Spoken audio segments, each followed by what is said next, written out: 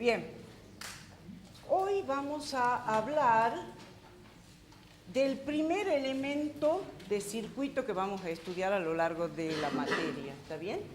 Que es el capacitor. El capacitor es un dispositivo que está construido con dos elementos metálicos que no necesariamente tienen la misma forma. Es decir, un capacitor consta, entonces vamos a poner acá, capacitores. Un capacitor consta de dos chapas metálicas que no necesariamente tienen que tener la misma forma, a los cuales se los carga con una carga positiva y una carga negativa, ya les voy a enseñar cómo, de tal forma que entre estas dos chapas se forma un campo eléctrico. ¿Está bien? ¿Cuál es la finalidad de este elemento de circuito? Es el poder almacenar cargas y energía eléctrica. Entonces decimos, los capacitores almacenan carga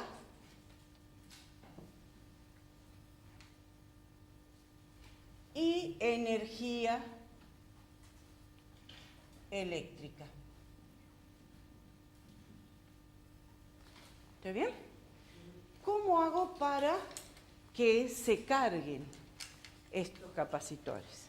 Entonces los conecto con una diferencia de potencial y así comienzan a moverse los electrones desde el borne negativo de la batería hacia una de las chapas y por inducción, ¿se entiende?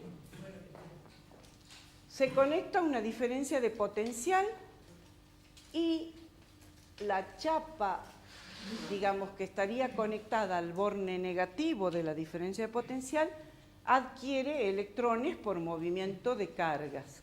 Todavía ustedes no saben cómo se mueven, pero lo van a saber cuando veamos corriente. Y a distancia, este campo eléctrico que genera la carga negativa hace que en la chapa contraria aparezcan cargas positivas por inducción. Por lo tanto, cuando nosotros decimos que un capacitor tiene carga Q, nos estamos refiriendo a que la chapa positiva adquirió carga Q. ¿Por qué? Porque en conjunto sigue siendo neutro. En conjunto el capacitor tiene igual carga positiva que negativa, entonces sigue siendo neutro, ¿se entiende? Pero entonces, ¿qué decimos? Si nosotros agregamos una diferencia de potencial, adquiere una carga Q, entonces esta relación es lo que nosotros conocemos como capacitancia o capacidad, que es una medida de cuánta carga puede almacenar ese capacitor. Esta capacitancia, fíjense, si yo pongo el doble de potencial va a adquirir el doble de carga, o si pongo el triple de potencial adquirirá el triple de carga.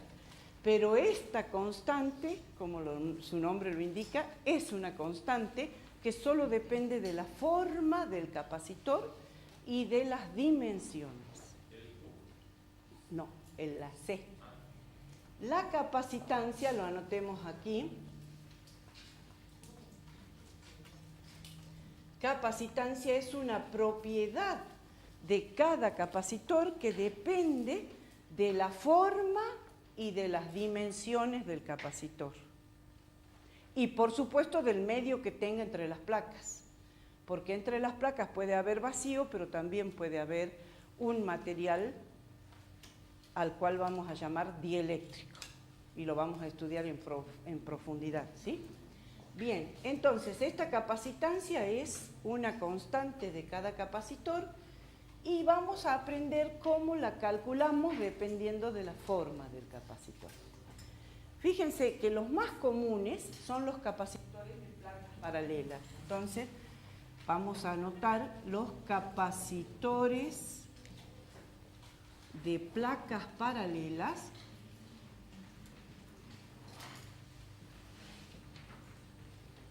Consta justamente de dos chapas metálicas que están separados una distancia d muy pequeña y su área, la vamos a dibujar así para que ustedes vean que el área puede ser mucho mayor, ¿sí? Entonces, esta distancia d es mucho más pequeña que el área de este capacitor.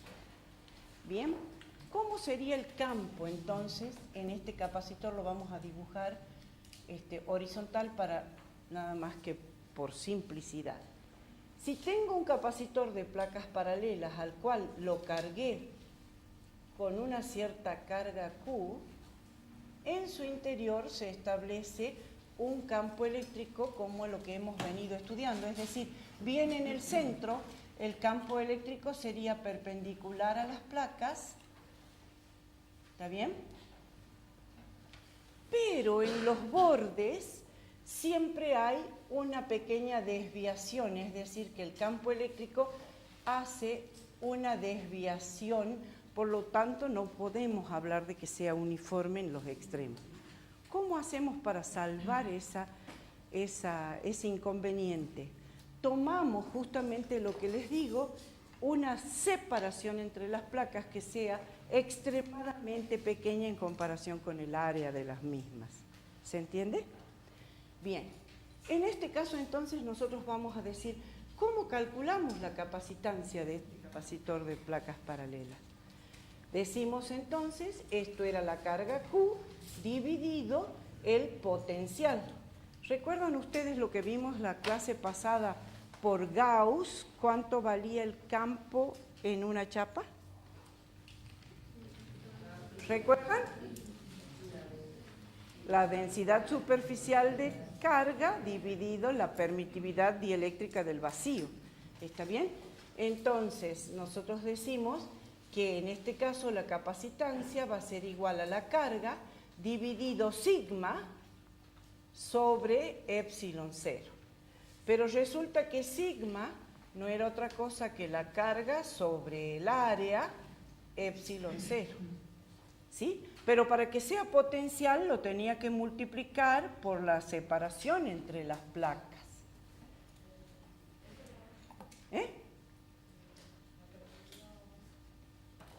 Perdón, sí, la permitividad va abajo.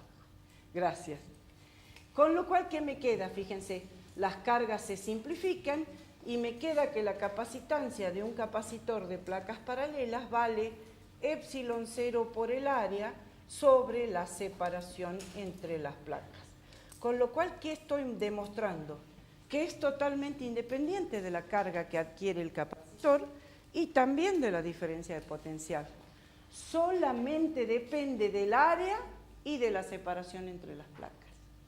Y por supuesto del medio, que en este caso es vacío.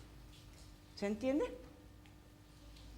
Entonces, un capacitor de placas paralelas tiene una capacidad que es igual a la constante dieléctrica del vacío por el área sobre la separación.